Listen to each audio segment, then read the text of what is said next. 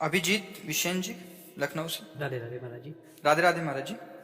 महाराज जी, क्या संतों के आशीर्वाद से व्यक्ति का भाग्य बदल सकता है या भाग्य परिवर्तन के लिए स्वयं के कर्म ही प्रमुख भूमिका निभाता है? हाँ, ये बात समझना है कि संतों के आशीर्वाद से हमारे कर्म सुधरते हैं। कर्म है, कुकर्म की तरफ जा रहे थे, अब वो सुकर्म होने लगते हैं और फिर गुणातीत होने लगते हैं। पहले हमारे कुकर्म सुधरेंगे, सुकर्म होंगे, फिर सुकर्म का कर्ता भाव भी जाएगा। ये संत आशीर्वाद है। कहा मुनीस हिमवंत सुनु, जो कछु लिखा लीलार, देव दनुज मुनि नाग नर, को न मेटनी हार। आप जरा इस दुआ पर ध्यान दीजिए।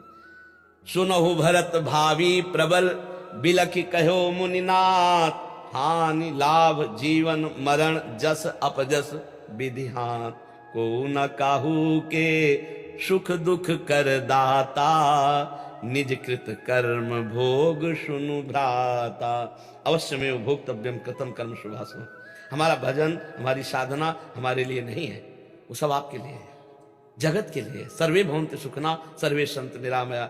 हमारा तो हो गया, हम तो फ्री में नौकरी कर रहे हैं आपके लिए। सच्ची मानिए, हमारे जीवन का उद्देश्य अब हमारा नहीं है, हमारे जीवन का उद्देश्य आप है। संत साहेब पर हाँ, हमारे जीवन का उद्देश्य आप है। अब मन संभलेगा, राम राम में लगाओ, हरि हरि में लगाओ, कृष्ण कृष्ण में लगाओ।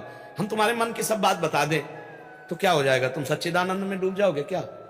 तुम परमात्मा स्वरूप में स्थित हो जाओगे क्या? होगा तब जब मन को निरंतर प्रभु में लगाओगे। सच्ची बात मान लो। उठते बैठते चलते फिरते राधा राधा राधा राधा, फिर देखो आनंद की बौछार अंदर से आने लगेगी। अभी थोड़ा कम है, बड़े बड़े संत महात्मा विराजमान है, आगे चलकर केवल केवल ही पाखंड का बोलबाला रहेगा। कलयुग तभी बढ़ेगा ना। अभी तो मतलब विज्ञ संत जन है जो परमार्थ को जानते हैं, नहीं तो पूरा का पूरा नाटक, कोरा नाटक। सत्य मार्ग को समझना, सत्य मार्ग में चलना थोड़ा कठिन है, लेकिन सत्य से ही आनंद मिलेगा। आप इतनी बात समझ लीजिए।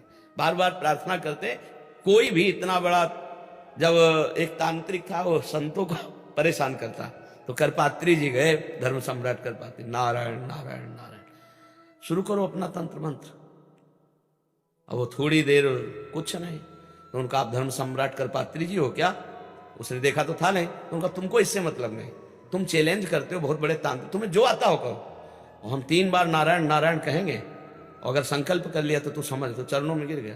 और हमारा मन प्रभु में अगर लगाए तो वो भोग हमको कष्ट नहीं देगा। यही उपाय है। सा वही मना कृष्ण पदारविंद। अगर मन सुख दुख का भोगता मन है और मन परमात्मा में लगा है तो आनंद है ना। शरीर स्वस्थ है, मन भोगों में लगा तो जल रहा है, वो जल रहा है। जब भगवान को यहां आकर के चैन से रहने को नहीं मिला तो तुम्हें कहां से मिल जाएगा? हमें बता दे। सुबह राज्याभिषेक हो रहा, सामयिक 14 वर्ष का वनवास हो रहा है, पैदा हो रहे हैं, कंस कारागार में ले जा रहे हैं, गोकुल में वहां पूतना जा रही है, तृणावर्त जा रहा है, सकटासुर जा, भाग के वृंदावन आए, वत्सासुर बकासुर अघासुर, कहीं चैन से रहने, भगवान को चैन से रहने नहीं दिया संसार, तुम्हें कहां से चैन से रहने देगा? इसलिए अगर आह्लादित होता प्रभु के चिंतन से, तब लग कुशल न जीव को, सपने हो मन विश्राम, जब लग भजत न राम को शोक धाम तजिका। एक और था जी, जो भक्त गुरु मंत्र जप रहे होते हैं जी, और बाद में किसी दूसरे मंत्र में उनकी श्रद्धा जग जाती है, जी, कहीं से किसी प्रकार से, या उनके अब गुरुजी नहीं रहे या अन्य प्रकार से, तो उनको क्या ऐसा करना चाहिए? उसे मुझे ऐसा लगता है कि अपने गुरु उपस्थित हो या अंतर ध्यान हो गए हो, गुरु मंत्र का त्याग नहीं करना चाहिए। द्वारा कैसा होगा वृंदावन, और शिव नगरी में ही रासलीला दिखाना, रासलीला में आसक्ति हो जाना, अब हा वृंदावन प्रकट हो जाना। अब वृंदावन में आना, कुछ नहीं जानते थे, किसी को कोई संप्रदाय, कोई रस मार्ग ही नहीं, केवल वो अपना जो अंदर चल रहा था। और एक सखी गाती हुई जा रही थी, प्रिया बदन छवि चंद्र मनो, प्रीतम नयन चकोर, प्रेम सुधा रस माधुरी, पान करत निशिभोर, अंगन की छवि। पीछे एकदम लग गए, क्योंकि समझ थी। तो सखी से कहा, ये ग्रंथ कहाँ मिलेगा? ए बाबा, तू ग्रंथ क्या करेगा? समझे, आचार्यों की शरण में रस थोड़ी स्फुरित हो जाता है। कहाँ शरणागति हो? बिल्कुल आप ये समझो, बिल्कुल अनवेक की, वृंदावन से, वृंदावन रस से। तो उनका मंदिर में जाओ राधा वल्लभ जी के, अब जैसे बावरा, मतलब बावरापन, हाथ में कमंडल, भगवा में वस्त्र, बस वहां उनका जो गोस्वामी आपका तो बड़ा त्यागपूर्ण वेशभूषा भी ऐसे रहा शुरू से।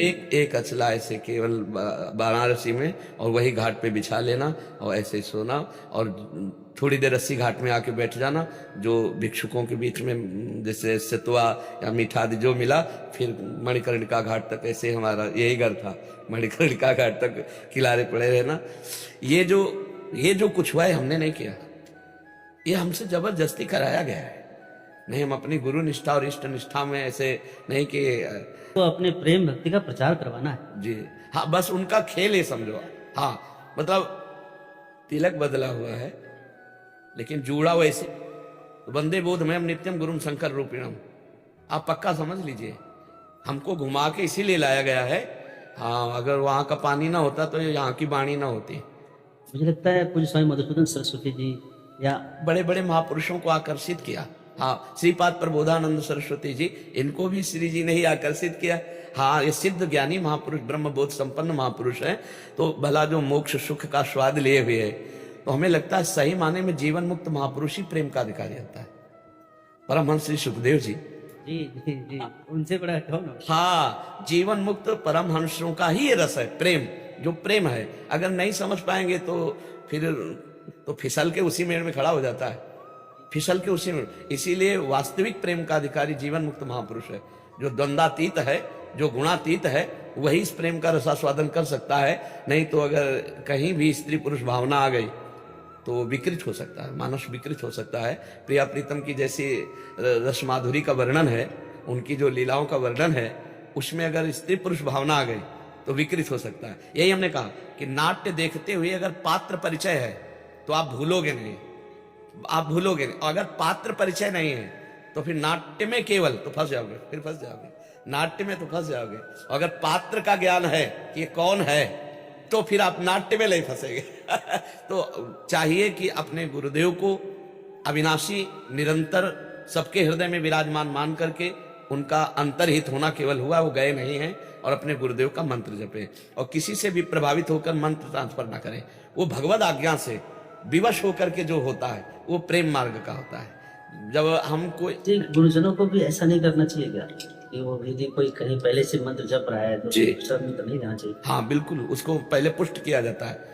जैसे अपने लोग कभी कोई तिलक लगा के सामने दिखाई दिया अन्य का और बोला कि हम आपकी शिष्यता स्वीकार करते हैं, अब हम ऐसे, तो हम कहा ठीक है, आप गुरु मंत्र अपने गुरु जी का जपो, और जो हमारे उपदेश आपके गुरु जी से मिलते हो उनको मान लो, तो सर्वत्र गुरु भावना अखंड मंडलाकारम व्याप्तम, तो आपको दोष नहीं लगेगा, आपका मार्ग बढ़ जाएगा। जैसे कुछ लोग कहते हैं हम अपने गुरु पर अश्रद्धा करते हैं, तो उनका गुरु मंत्र से अश्रद्धा नहीं होनी चाहिए, क्योंकि गुरु मंत्र परम सच्चिदानंद में राम बोला, कृष्ण बोला, हरि बोला, जो बोला वो भगवान का सच्चिदानंद, उस पर श्रद्धा करो और गुरु के चरणों का भावना करो, और उनके पास मत जाओ। मान लो आपको अश्रद्धा हो गई, पर निंदा भी मत करो, और वही नाम मंत्र जप करो, देखो गुरु प्रकाशित हो जाए, क्योंकि गुरु तो भगवान है ना, भगवान गुरु कोई व्यक्ति नहीं हो सकता, गुरु ब्रह्म है। अगर हम गुरु को व्यक्ति मानकर स्वीकार करते हैं बहुत बड़ी गलती करते हैं। गुरु ब्रह्मानंदम परम सुखदम केवलम ज्ञान मूर्तिम द्वंद्वातीतम गगन सत्सम तत्वमस्यादि लक्ष्यम एकम नित्यम विमल अचलम सर्वधी साक्षीभूतम भावातीतम त्रिगुण रहितम सदगुरुम तम नमामि। तो हमें लगता है गुरु में साक्षात परब्रह्म परमात्मा भाव जब तक नहीं होता तब तक ये फिसड्डी भाव बना रहता है, नहीं फिसलने वाला भाव नहीं। जहां पहले तो सहसा किसी को गुरु बनाए ना, और जब बना ले तो फिर साक्षात परब्रह्म परमात्मा भाव रखे, फिर फिसले ना। वो उड़िया बाबा जी महाराज एक उदाहरण देते थे कि एक उड़ीसा में सरल भाव का एक ब्राह्मण के पास गया, उड़ीसा के प्रसिद्ध ब्राह्मण होंगे, उनसे कहा कि हमें गुरु मंत्र दे दो, और देवी का मदिरा आदि ऐसा हो, तो मदिरा पान किए हुए थे, अशुद्ध मंत्र दे दिया, और भाव से शुद्ध मंत्र की भावना तो जानता नहीं था, जैसा दिया वैसे ही जपने लगा। 1 वर्ष में देवी जी प्रकट हुई और कहा बेटा मैं तुम्हारी भावना शुद्ध है इसलिए तुम्हें दर्शन दे रहे हैं, मंत्र शुद्ध है।